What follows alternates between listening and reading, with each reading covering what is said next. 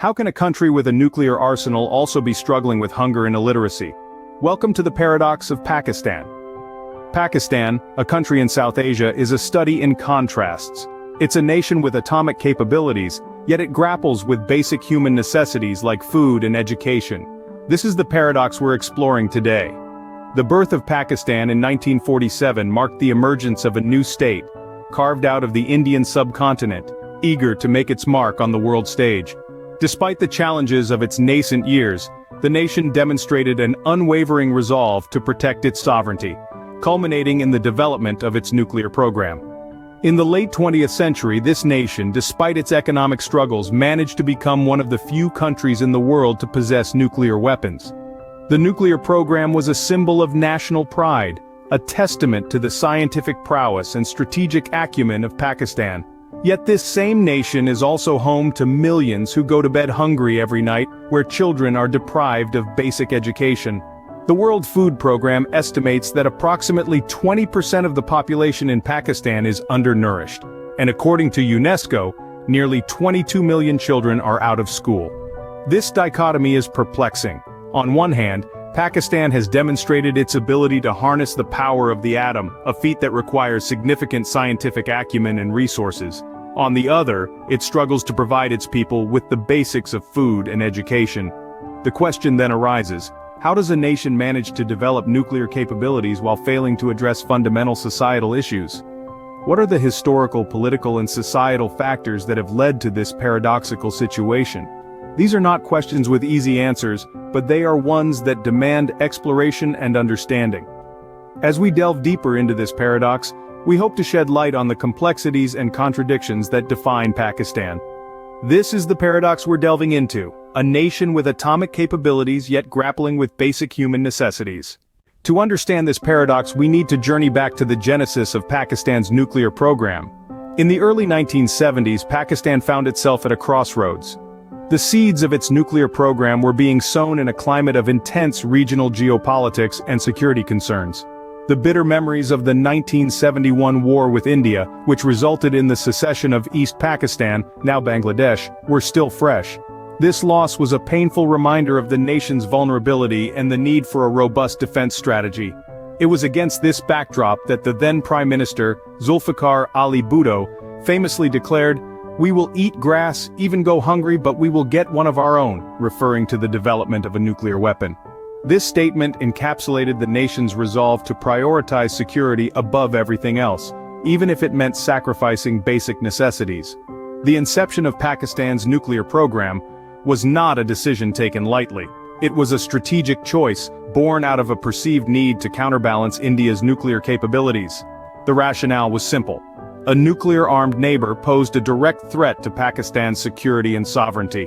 The country was caught in a classic security dilemma, where the pursuit of security by one state creates insecurity for others. The nuclear program soon gained momentum, with the government pouring resources into nuclear research and development. The year 1972 marked the establishment of the Pakistan Atomic Energy Commission's plutonium production facility. This was a significant step towards the realization of the nuclear dream. However, the road to becoming a nuclear nation was fraught with challenges. There were international sanctions, technological constraints, and most importantly, the ethical question of developing weapons of mass destruction. But Pakistan remained steadfast in its nuclear pursuit, driven by a firm belief in its right to self-defense and national security. Thus, against a backdrop of regional tensions and security threats, Pakistan embarked on a nuclear journey. The nation's decision to go nuclear was not just about national pride or power projection. It was a strategic move rooted in the complex dynamics of regional geopolitics and the desire to ensure its survival in a volatile neighborhood. With its resolve firm, Pakistan's nuclear program quickly gained momentum. As the world watched with bated breath, Pakistan stepped up to the plate, shaking off the shackles of international pressure and sanctions. They were determined to join the exclusive club of nuclear-armed nations, and they were not going to let anything stand in their way. The 1990s saw the rapid development of Pakistan's nuclear capabilities. This was a time of intense focus and unwavering determination. The nation's scientists and engineers worked tirelessly, pushing the boundaries of physics and engineering to their limits. There was no room for error. Every step, Every calculation, every experiment had to be precise. The world watched and the world waited. There was a sense of unease as the international community grappled with the reality of a nuclear-armed Pakistan. Many countries imposed sanctions, hoping to slow down Pakistan's progress and discourage its nuclear ambitions. But these measures did little to deter Pakistan. If anything, they only strengthened its resolve. Then, in May of 1998, the unimaginable happened. Pakistan successfully conducted its first nuclear test. The world was stunned. Despite facing international pressures and sanctions, Pakistan had achieved what it had set out to do. It had become a nuclear-armed state. This was a defining moment in Pakistan's history. It was a statement of power, a demonstration of technological prowess, and a testament to the nation's resilience. It was a moment of triumph, but it was also a moment of reckoning. With great power comes great responsibility, and Pakistan was now part of an exclusive club that carried the weight of nuclear weapons. The journey to becoming a nuclear-armed state was fraught with challenges and obstacles, but Pakistan had proven that it could overcome these hurdles. It had shown the world that it would not be deterred by international pressure or sanctions. It had shown that it had the resolve, the determination, and the capability to become a nuclear power. Despite the odds, Pakistan had etched its name on the list of nuclear-armed nations. This was Pakistan's Atomic Ascendancy, a moment in history that would forever change the nation's trajectory. While Pakistan was ascending the nuclear ladder, it was also grappling with pressing internal issues. As Pakistan climbed the rungs of nuclear prowess, a different struggle was being waged within its borders, a battle not against external threats but against the ghosts of hunger and illiteracy. These specters, unfortunately, are not new adversaries. They have haunted the nation for years, casting long shadows over its nuclear achievements. Hunger is a merciless enemy. It strikes indiscriminately, sparing neither the old nor the young. It's estimated that every fifth person in Pakistan is undernourished.